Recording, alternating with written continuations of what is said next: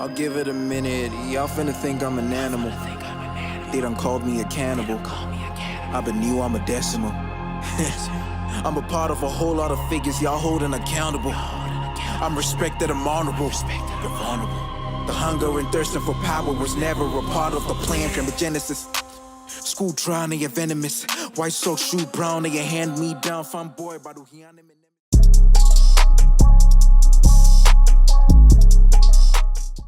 So, if I'm to keep it brief, Kookusi is actually the inspiration behind this tape. He's working on a thesis, some sort of research on addiction, and I've been wanting to work with him for some time. So he brought up the subject matter regarding addiction, and I chimed in by bringing the way we can implement it. That's the focus group setting, where we embody the addicts. So it's a 50-50 sort of thing. He brought the subject matter up, and then I brought up how we can implement it. So yeah, that's how we came about it. I don't disagree. Yeah, the whole concept is his. It's just like the subject matter. I thought like make it lean towards addiction.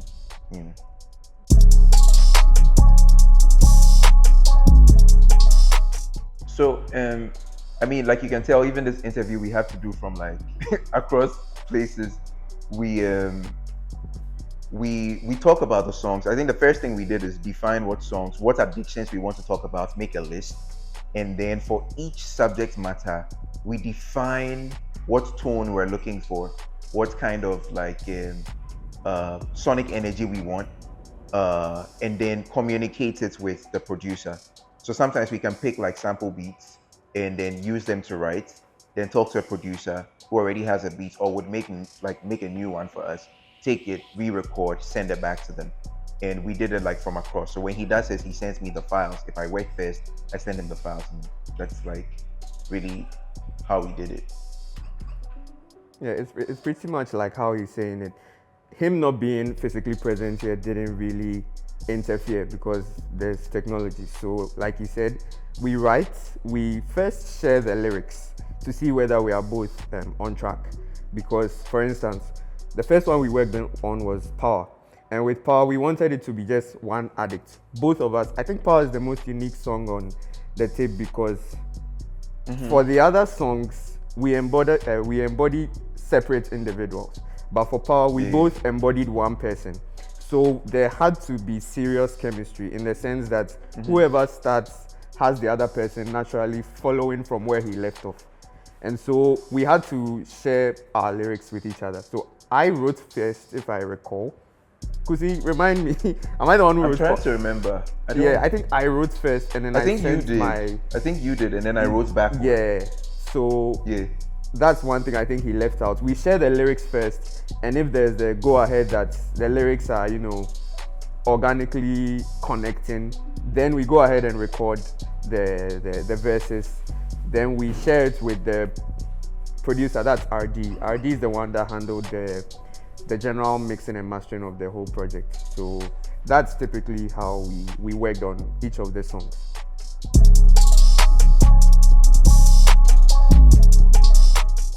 Let me.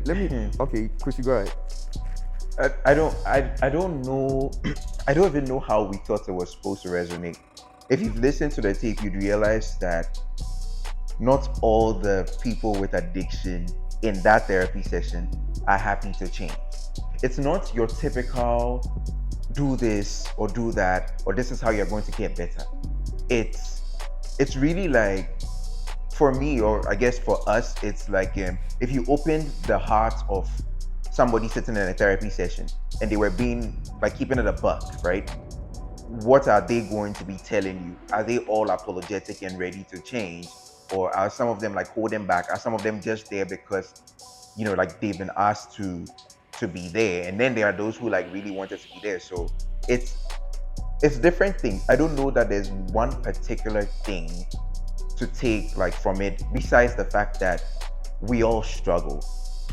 People have had different opinions about therapy session. And some people say it's great. Some people say it has no effect. But I guess the only way to find out is to actually try. Yeah. I don't know that R.B.D had like some. Yeah, as that. and looking at it in the context of reception in our side of the world, I just want to put it out there that mental health in our side of the globe it's really downplayed. So we wanted it to, like Kusi said, not come across in a necessarily judgmental way, but then from a perspective-based type of, subject matter. So if let's say we take power for instance, no, let me take something that's more frowned upon. If we take drugs for instance, we are not coming to preach to you about don't do drugs, don't do this. We are coming to let you see it from the perspective of the drug addict, how he came by his addiction, how it became something that he has had to struggle with for a long time. So yeah, I admit that in our side of the world, the focus group setting is not really ordinary. It's not something that people are used to. But then again, social media and internet and movies have made the world a sort of global village. So it's not something that people haven't seen before. People know what these things are. And so it's just about making it more relatable in how we express the idea. So I think it's not something that we didn't expect to resonate. We expected it to resonate because we put a lot of thought. We did research, we watched interviews, and we picked brains from some of our friends and family, sort of, yeah.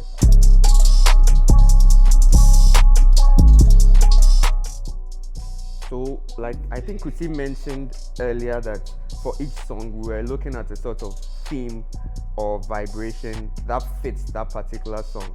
So if let's say Power, we're looking at a more haunting, horror themed kind of, should I say, feel.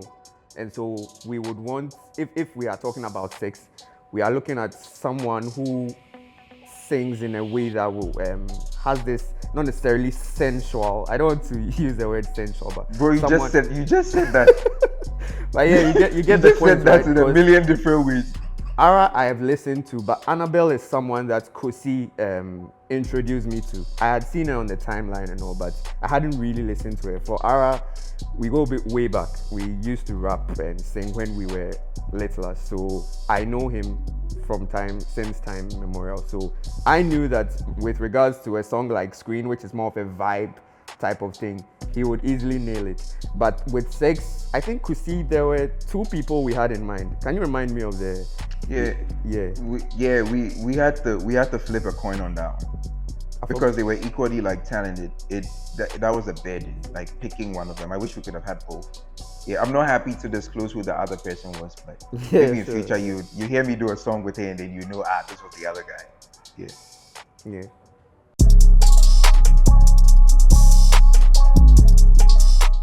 Yeah, Jacob is real. Jacob is R.B.D. That's his English name. Yeah, fuck you too. Yeah. But besides that, the rest of them are like fictional, and I don't even know how we came up with the names. I just think it's a psychology thing. It's like you wake up and then you think about what's the most banal name you can pick for this one that will still like kind of like represent it. So R.B.D has coded for like the scammer, the scammer, and like it explains that the name like tells you something, right?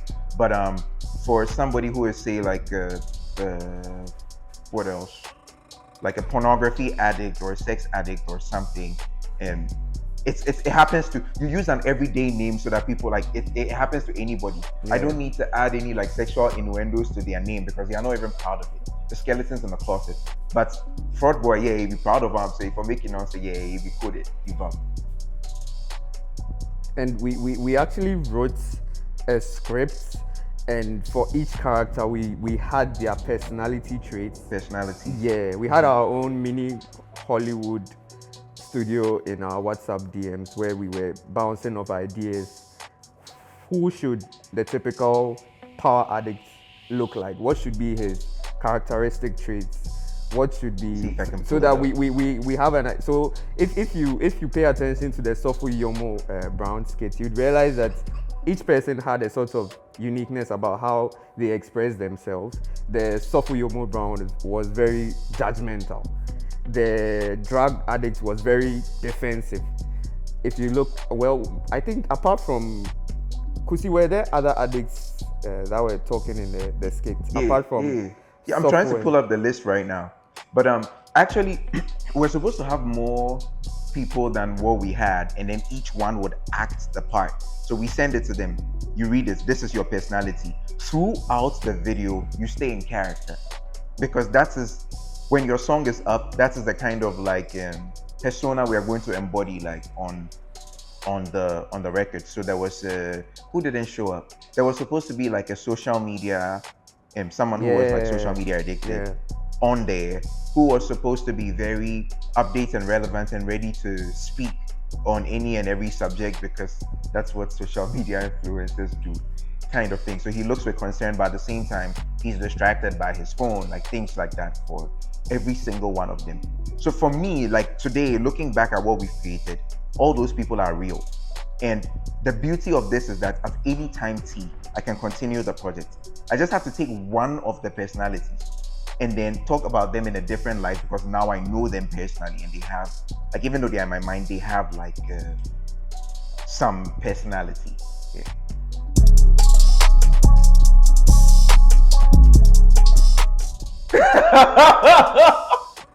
So I write my music the way I speak. So like, as we talk right now, I go switch go pidgin, and then I come back to English.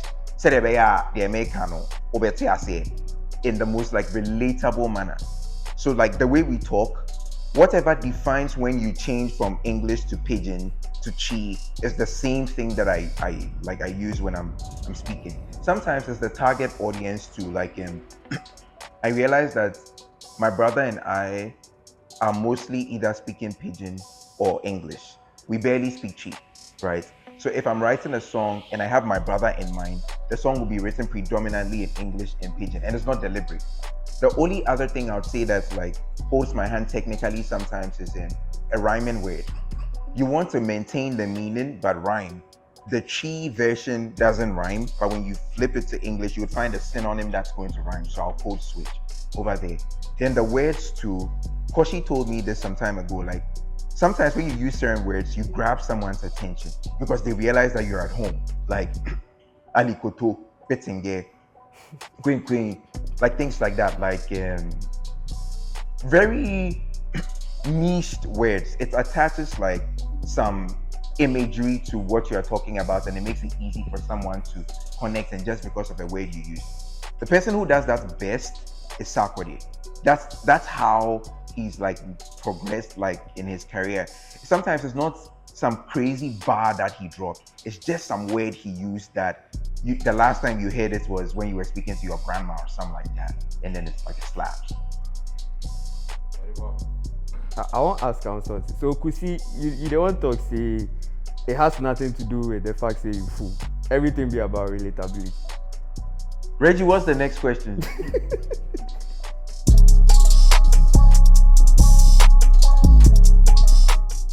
So you mentioned that 2016, did it ever strike your brain, or did you ever wonder why there was that gap from 2016 and then the next time I put something out was in 2021?